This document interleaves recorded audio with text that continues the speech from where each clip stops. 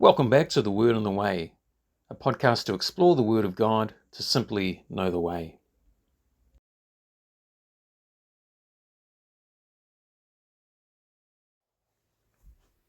Welcome back.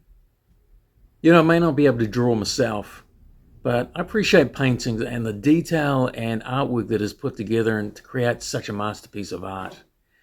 You consider the detail, the brushwork, the colours, how it all works together collectively to make such a detailed masterpiece.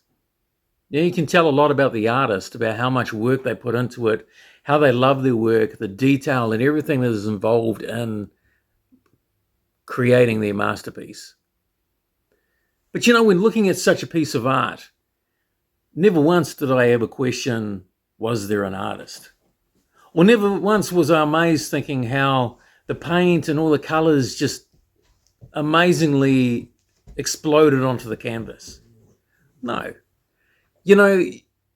Every piece of color, every detail was handcrafted with precision and care. And that's the same way I see creation. There's absolutely no way that all these elements, all these factors fell together in perfect harmony to create life as we know it. If you were to consider the cosmos, our galaxy, for example, all the intricate details that is needed in order for life to exist. When you consider air and water and everything that we need in order to live. Take the distance from the sun, for example. If the Earth was closer to the sun, what would happen? It would be too hot and life would not exist. If the Earth was further away from the sun, we become an ice planet and life could not exist. You consider even during our seasons. In summertime, we complain it's too hot. In wintertime, we complain it's too cold. Consider the rotation of the Earth, for example. What would happen if the Earth was spinning a little bit faster? Or if the Earth was spinning a little bit slower? How would that affect our gravity? What about the purpose of the moon? Helping with the rotation of the Earth and with the tides, with seasons. There are so many different factors that are involved in this. Consider the ecological systems, the cycles of the Earth, the fine balance in the Earth in order for life to simply exist. For all these things to fit perfectly into perfect harmony, for life to exist, I want you to consider how many big bangs would have been required for the chance of all these elements to fall into the correct place. Or did the Earth simply evolve? It couldn't be. Or simply look at the human body and its detail and function. It's amazing what is needed in order for us to live. And every part of the body works together for that. One small part of the body which is so complex and unique, which is a very special part of the body, is, of course, the human eye.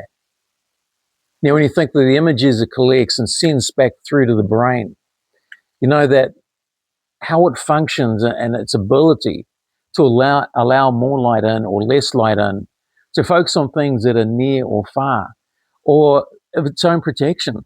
It's got its eyelids, the eyelashes, tears to save it from drying out or protect it from debris or injury. The human eye is pretty amazing when you think about it, its function and ability. As we've spoken about creation from Genesis 1, verse 31 says, "And God saw everything that he had made, and behold, it was very good." This is the end of the sixth day, and God looked at everything that he had made, and it was very good.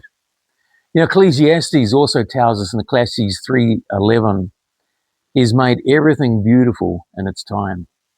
Could you imagine the perfect ability and function of everything that God had made that is beautiful, that it works together perfectly? And it was good. And he made everything possible for us. So I want you to take a step back.